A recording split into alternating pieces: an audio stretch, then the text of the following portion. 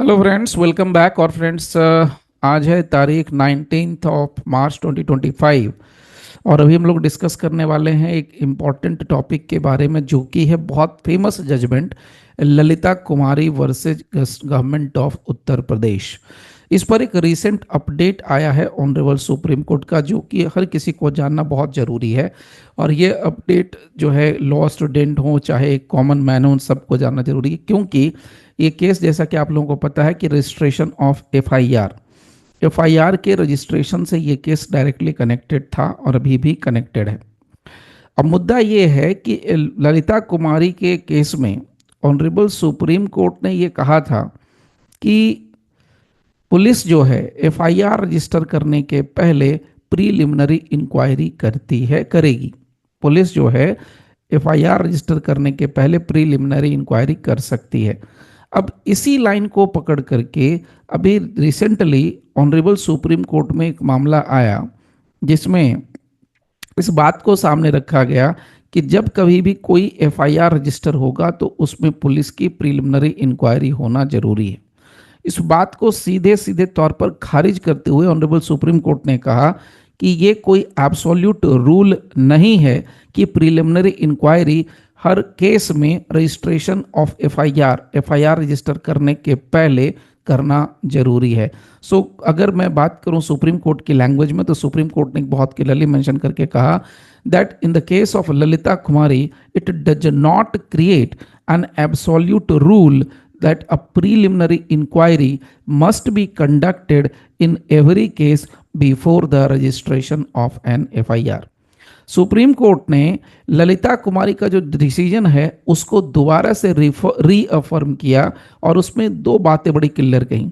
पहली बात तो ये कही कि ये सेटल्ड प्रिंसिपल है कि पुलिस अथॉरिटीज जो हैं बाउंड है एक तरीके से, ये उनके ऊपर अंडरटेकिंग उनका बना हुआ है, लीगल उनकी ड्यूटी बनती है कि उनको एफआईआर रजिस्टर करना ही करना है जहां उनके पास कोई कॉग्निजेबल ऑफेंस की होने की सूचना मिलती है।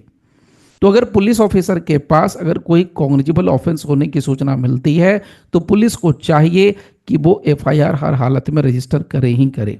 लेकिन अब इसके बाद सुप्रीम कोर्ट ने एक बहुत इंपॉर्टेंट पॉइंट डिस्कस किया, जिसको मैं डायग्राम के जरिए आपको शो कर देता हूं। सुप्रीम कोर्ट ने कहा कि अगर पुलिस के पास इंफॉर्मेशन मिलती है और उस इंफॉर्मेशन में प्राइमा फेसाई इस बात की जानकारी नहीं हो पाती है कि जो ऑफेंस जिसके बारे में होने की, जिस ऑफेंस के होने की सूचना मिली है, whether that offence is a cognizable offence और नॉट, तो जहां पर पुलिस को प्राइमा फेसाई ये पता नहीं चल पाता है एज पर द इंफॉर्मेशन कि क्या अपराध जो हुआ है वो कॉग्निजेबल नेचर का है या वो नॉन कॉग्निजेबल का है, तो वहां पर as per the Lalita Kumari guidelines यहां पर क्लियर कहा कि पुलिस को प्रीलिमिनरी इंक्वायरी करनी चाहिए या प्रीलिमिनरी इंक्वायरी रिक्वायर्ड है।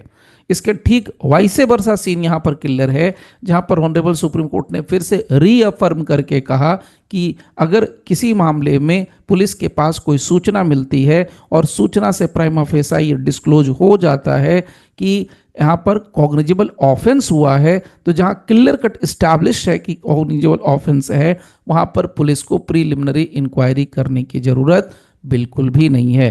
तो यहां पर आप देख सकते हैं, police have no discretion to conduct a preliminary inquiry.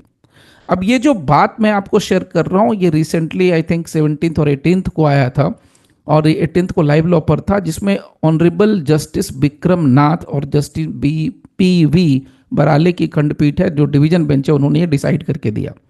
मामला था गुजरात के retired IAS officer Pradeep Sharma का, जिसके खिलाफ क्या होता है कि एफआईआर रजिस्टर होती है। जैसे ही एफआईआर रजिस्टर होती है तो ये सीधा सुप्रीम कोर्ट पहुंच जाते हैं बेल लेने के लिए हाई कोर्ट के बाद।